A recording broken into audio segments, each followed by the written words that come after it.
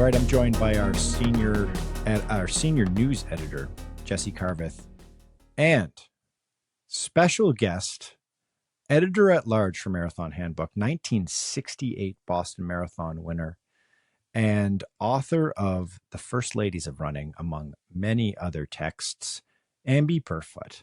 And we've got Amby on today to talk specifically about the world record that was, I don't know what the superlative is, smashed, destroyed, obliterated, whatever one you want to use, at the Chicago Marathon. If you are into running or you read the news period, you already know Ruth Chepngetich of Kenya ran 2:09:56, the first person under 2:11 and 2:10, breaking the world record for by almost 2 minutes. The reason why we're talking about this today is because we feel like there's an elephant in the room with this conversation. Amby, I don't know about you. We'll start chatting with you because you wrote this great opinion piece that just went up on our site that's entitled "Why It's Hard to Trust Ruth Chepngetich's Marathon World Record." I got a lot of texts from a lot of people after the finish of that race, and wasn't to congratulate me for running the race. It was to question her performance. And you were very quick to email our team and start chatting about this because you're pretty worked up about it. You're pretty upset about it. You're unusually troubled. Why is that? Michael, thank you for the invitation to talk today and to write that opinion piece.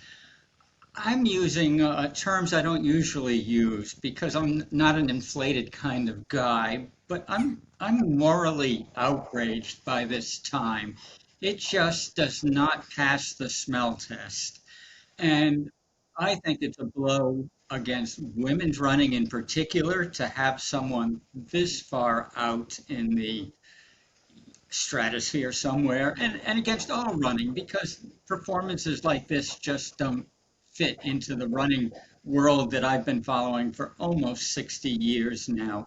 We'll get into a little bit more of the specifics, I'm sure.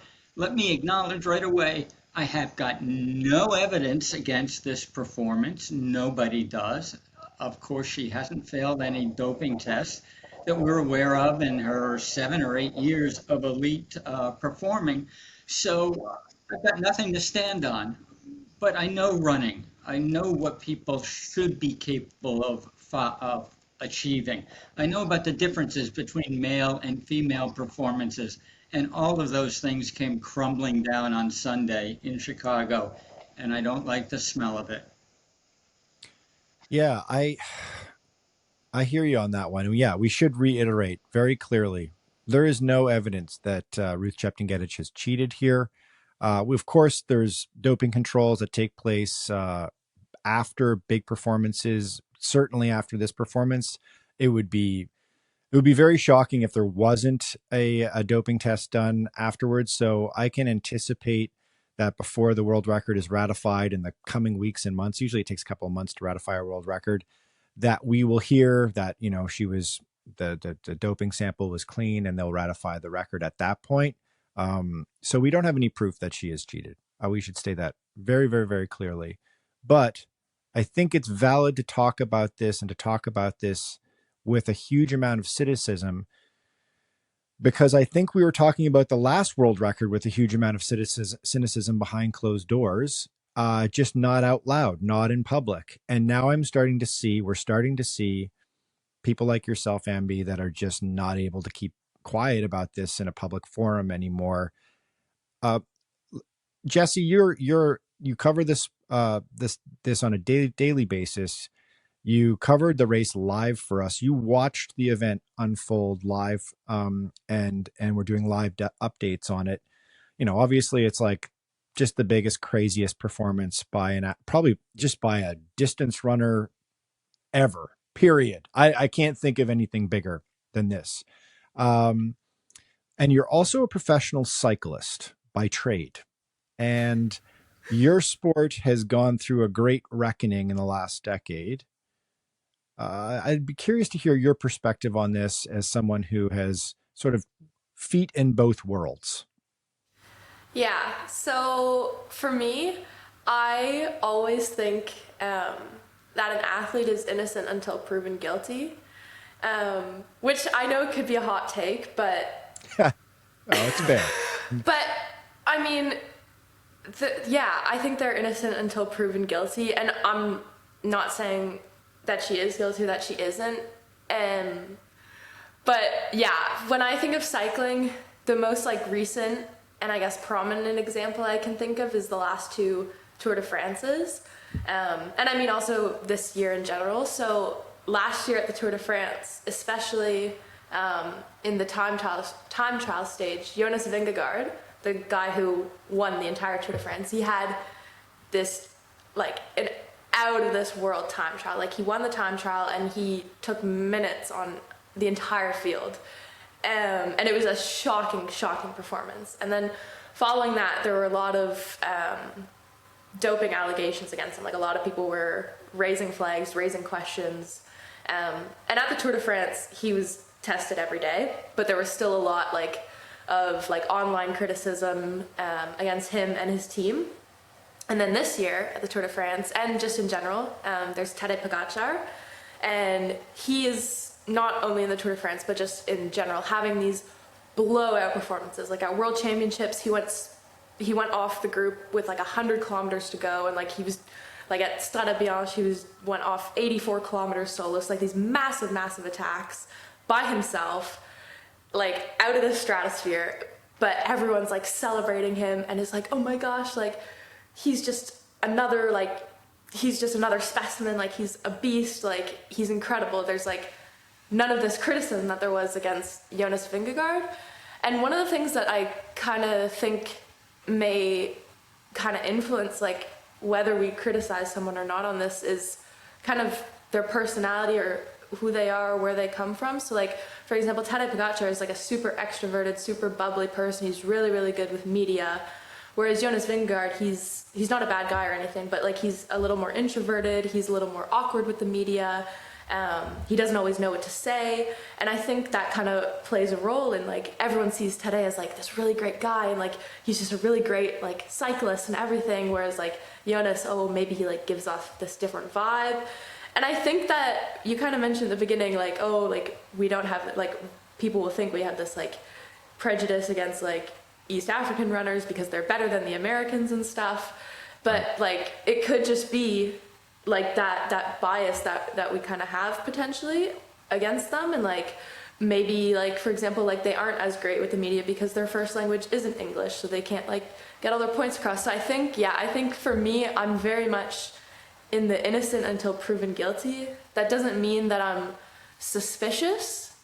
I'd say I'm cautiously optimistic because of course I want this, I think this was an amazing thing to watch. It was really cool to see someone run so fast. But you do have that thought in the back of your head. But I would love to see it be a clean performance, be a true record. But I do know that there will be people out there, of course, with skepticisms. So, yeah. So, can I respond to that, Michael? Absolutely, go. To me, the big difference is that all the great tour, the long races are not objective events. They don't every week go out and do 42.2 kilometers as fast as they can. The courses and everything else are completely different, so it's very, very hard to make objective comparisons. I know they've got power meters these days. I don't know what a power meter is if you want to know the truth, but I understand that it's objective, but it's not the reason that they hold the race and go from start to finish. In marathons, we go a consistent distance on courses which are sometimes deemed illegal, like Boston, but often deemed legal, like the flat ones at Chicago and London and Berlin. We've been running these courses for dozens of years. We know exactly what anyone should be able to do on a given day on a course. And here comes the crux of the argument against Ruth Chepngetich. And I'm sorry to say it, but no senior elite marathon runner has ever improved by as much as she did on one day in one race. Typically, if you're lucky, you cut off 1 or 2 minutes per year. That's what Eliud Kipchoge did forever. And it's one of the reasons he's a folk hero, because he put in the work, he got the gradual improvement, he won the Olympics twice, and he ran over and over again, including his track career. Ruth has been terrific in a number of races, as Michael said at the top. She's run a bunch of 214s and 215s and 217s. So that's what she is. Let's say she's a 215 marathoner. How do you run 210 the next day? You don't. You absolutely, plain and simple, don't. If anyone out there believes that Emily Sisson and Kira D'Amato are going to improve from 218 this year to 213 next year, there isn't anyone who believes that. In fact, Emily and Kira don't believe that themselves. They know it's impossible. Yeah, and I think using that point of reference, I mean, you're not, when you use like an American athlete as a point of reference, I think it's not, it's doubly impactful because also of the difference in anti-doping protocols in a place like the United States versus a place like Kenya. Whereas in Kenya, you've got an anti-doping situation which is out of control, as it's been widely reported for the last couple of years in particular. I mean, there was a recent report that the Kenyan government was going to all but completely diminish the budget for anti-doping controls within Kenya, which is terrifying to think about, considering there's already a huge number of Kenyan athletes that are getting suspended for getting caught doping in the last couple of years. It seems like most of the athletes that are getting caught doping in distance running and athletics are Kenyan and Russian, right? Two scenarios where you've got real challenges when it comes to actually policing doping. So, I mean, yeah, doing a side-by-side comparison, which actually I'm sort of doing right now as I'm staring at their World Athletics pages, is Ruth Chepngetich's career and someone like Eliud Kipchoge's career side by side. It's a really interesting side by side comparison. Like on the one hand, Chepngetich, we should say she's 30 years old. She's been running at sort of the apex level of the sport since about 2017. She's been racing the marathon. She ran Istanbul as her debut and ran 2:22:36, and then sort of has gone kind of back and forth in the last number of years, where her personal best is from Chicago a couple of years ago, which is a notable performance that was referenced quite a bit during the broadcast and also in the aftermath of reporting about this world record, because 2 years ago when she won Chicago, she went out in this crazy fast opening split. Like the first half of her Chicago marathon was well under the world record at the time, which was a 2:14 world record at the time. And she, I think, was running at like 2:11 pace for the first half. And then did the thing that Amby, you have pointed out in your opinion piece, is the thing that typically happens when you're running well beyond what you can pull off over 26.2 miles, which is you fall apart in the second half, you bleed out a ton of time in a positive split, and you end up kind of limping through the finish line, and your 5K splits are just kind of going down the tubes, right? In this case, that did not really happen. Let's talk a little bit about the data around this particular performance, the opening splits. You pointed out her opening pace, which was even more crazy than her ending marathon pace. Sure. We saw that Ruth Chepngetich went out at 450 per mile pace. That's 206 something. That was insane. She went through the half, and I believe it was 104.16. So now she's on 208 pace. That's crazy. She hasn't run that kind of pace for a couple of years in a half marathon, never mind a marathon. And she slows down the second half, yes, but she didn't die. In fact, she picked up pace the last 2K, I believe. That was quite impressive. She was really pumping it out at the end. I don't know how she did it. I don't know where it came from. I just know that it's bizarre, it's atypical, and it smells bad from a lot of different angles. Even the 2:11:53 that Tigges Assefa ran the year before, she had the good sense to run negative splits, right? Everybody knows how to run a fast marathon. You run either even pace or you run slightly negative splits. So, among other things, Ruth violated the rules of exercise physiology and endurance performance, and she still broke the world record. It's just hard for me to accept. I wish it weren't, but it is. Yeah, I remember watching it, and they were talking, like in the second half, they were talking, oh, like her splits keep slowing down a bit, and then in the last like 3 or so miles, they were like, she's just banging out like 450s again or whatnot, and yeah, at the end she was just giving it, and yeah, it was something to watch.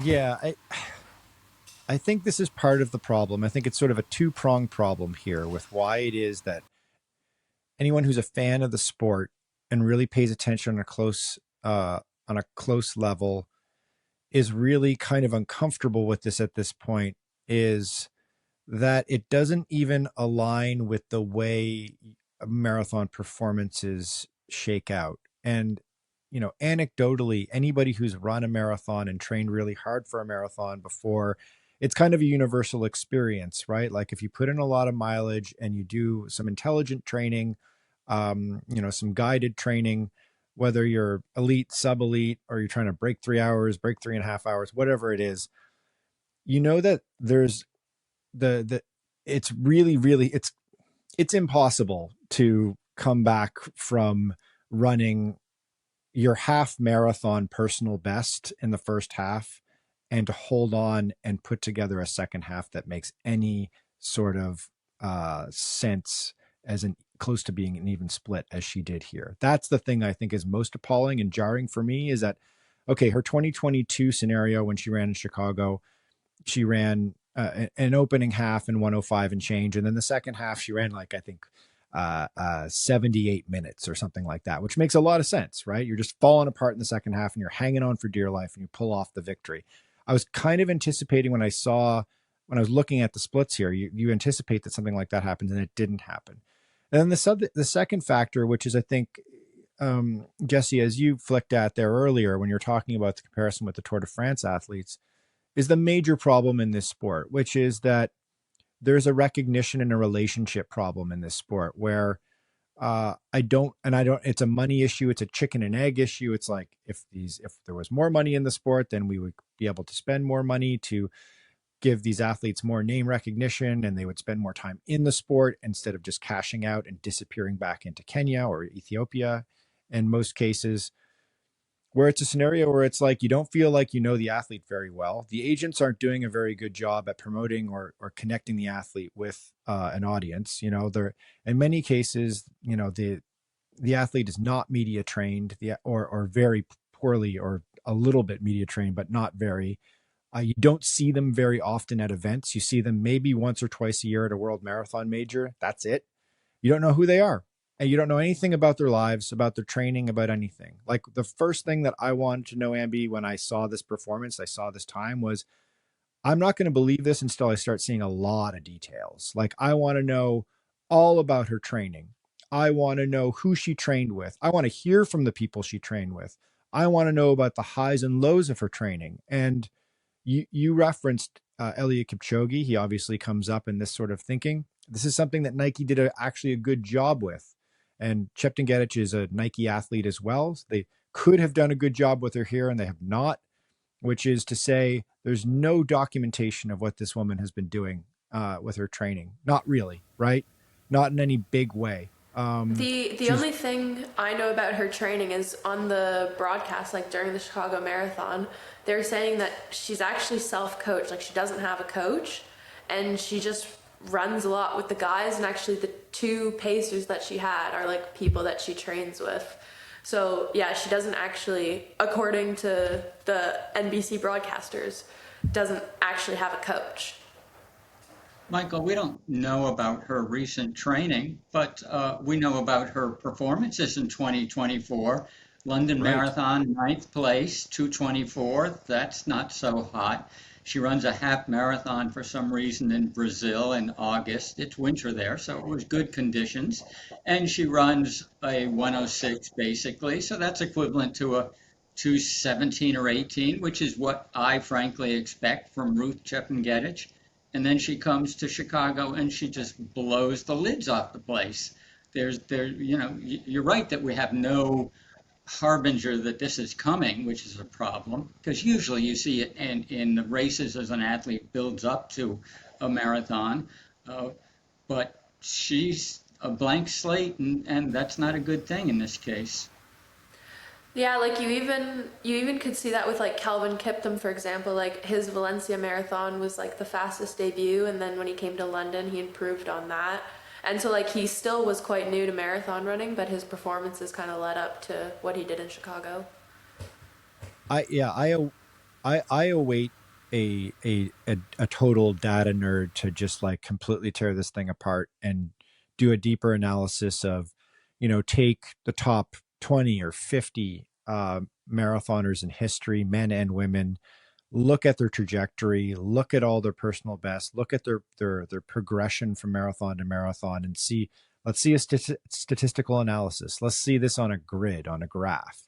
And I would imagine her graph, like I imagine most graphs would be sort of like steady progression, some ups and downs, because you take some risks, you make some mistakes in the marathon, you learn, and then maybe a gradual progression. And then in her case, you're going to see some ups and downs, some gradual progression, and then deep into that graph where you'll not see this with anybody else in history, there's this massive spike that goes to the top of the chart. And I think, Amby, that's obviously where you're extremely uncomfortable. I will say this as a gentle pushback and sort of like I don't know, a I defense can of take Ruth it. Chepngetich. Is this the notable statistician? My brain is blanking here. Rich Perlman, who put out some really interesting data. I believe it was in the last 24 hours or so, kind of highlighting a variety of athletics, world records, and kind of where they fall in a data point system in terms of like a ranking of the most impressive world records in history. And according to him, Chepngetich's world record actually falls sort of eighth all time. Like I would have guessed that this was the runaway winner, that this would have been like way outside, like way ahead of Bolt's 100 and 200 meter records, which actually rank fourth and fifth in terms of the power rankings of the most impressive world records. So Chepngetich is eighth. As a point of comparison with the marathon, Kelvin Kiptum's 2 hours and 35 seconds from last year is just behind Chepngetich by a couple of points. He uses a point scale that's in the hers is 1,339 points, and Kiptum's was 1,322. Whatever that means, but just as a point of Michael, comparison, pretty tight. fair enough point of comparison, but that's, purely theoretical, mathematical BS. I'm talking about actual performances and actual road races that we see unfold in front of us. And I'm going to make just one last point, I think. This is only a problem in women's running. Women's running has East German records on the books. Women's running has Florence Griffith Joyner on the books. Women's running has Chinese runners on the books in the records. Why are we going to continue to let women's running have these kind of performances that are, as I said, they're a stain against the entire sport, but they're particularly a stain against women's running. If you're a semi-elite woman runner trying to qualify for the world championships or the Olympics in the marathon, you've got to run 2:23 or whatever it is now. That's nice, but what's the point when there's someone out ahead of you at 2:09? You might as well take up knitting. And I think even mid-pack recreational women very much want to know that their sport is clean and pure and driven by the right kind of internal motivation. So the reasons that 4 and 5 hour women run marathons are wonderful. The stories are terrific. But when you've got 2:09 at the top of the field, it's just not quite right. Yeah, I mean, I would add that I just feel like the stakeholders in the sport are really letting everyone down here. I feel like, and I hope that more media takes the time and makes the effort to contact the Chicago Marathon, to talk to the race director, and ask him pretty tough questions about how he is going to ensure that this record is legit and take responsibility for it. I imagine that he probably feels pretty strongly about making sure that it's a clean record. And also World Athletics, Nike. I'm just rhyming some stakeholders off the top of my head. The agents and coaches. In her case, she doesn't have a coach. In her case, she does have an agent, Federico Rosa, who has got a very checkered past. He was the agent for Ruth Chepngetich, who was busted for famously doping before winning the Boston Marathon several years ago. So that's not a great look for her. Although I should say he was vindicated and the charges against him were actually dropped. There were criminal charges placed on him in Kenya, and they were dropped. But that's a long shadow that's cast over her and over him and all his athletes as well.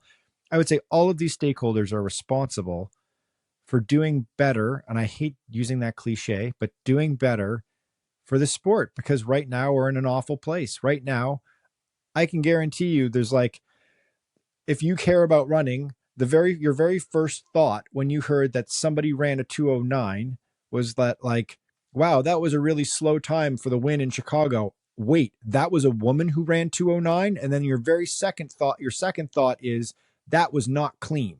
And that is a really awful thing to happen to the sport. That's kind of the thing that a fan of the sport is thinking, and no one's saying out loud, but everyone's thinking. So we're all becoming very cynical about performances in marathons. Well, you're totally right, Michael. And the first step that should happen in this institutional reform is the Chicago Marathon race director should announce that he's holding a national press conference with a free 800 phone line that we can all call into. And he's going to take all the damn questions we've got for him about the performances, including how much people were paid to show up and how much they were paid for bonuses and times and all of those things, and who's in charge of the testing results, and when will we get those testing results? These are all fair questions. These are all questions that I want the answer to. And I think that one way to curb this immediately is just deferred payments. You don't pay somebody until, there's a lot of hoops that need to be jumped through. And I think also, I mean, we can talk about this forever, and we'll wrap this up in a second, but I think a really smart way to begin the resolution of this is to just have much more responsibility by the stakeholders involved. So the World Athletics involvement of this needs to be more, it needs to be deeper. They can't just take victory laps when there's a world record and then not have any responsibility for it. Otherwise, the World Marathon Majors, Abbott, it's like, okay, great. Your 6-star medal thing, all the marketing, whatever, that's great. But how about taking responsibility for this series that you are putting your name to, Put more pressure on each of these individual marathons to do more to make sure that they're policing these races beyond just when these athletes are coming and going at the race, right? And then agents, managers, I mean, lifetime bans if your athlete's caught doping. That's one step. And don't pay these people until everything is really, really clear that it's been ratified. That's my thinking, just off the top of my head. I know there are World Marathon races that don't accept entries from athletes who are associated with certain agents. And I'm pretty darn sure that the Bank of America did not get involved in 2 of the biggest marathons in the world so that it could answer questions about doping in its races. So no. You're right. There are stakeholders who ought to get out in front of this thing rather than trying to disappear after the headlines are gone. All right. I think we'll wrap this up here. I thank you both for joining me. And we'll be doing stuff like this on a more regular basis, just kind of little quick hits talking about these sort of burning questions and subjects that I feel like everyone wants to talk about. And, you read a news piece about it, you talk to your running friends about it, but you don't see people in running media talking about it. So that we're going to do it.